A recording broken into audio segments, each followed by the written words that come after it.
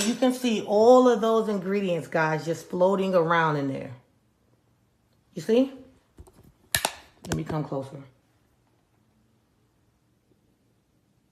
So this is not something that's on the internet, guys.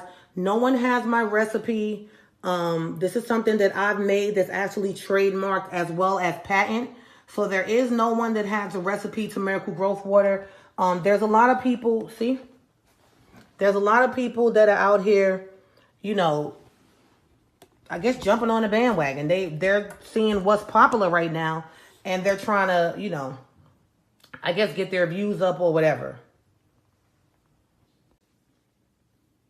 So this is how it looks, guys, once I stir it.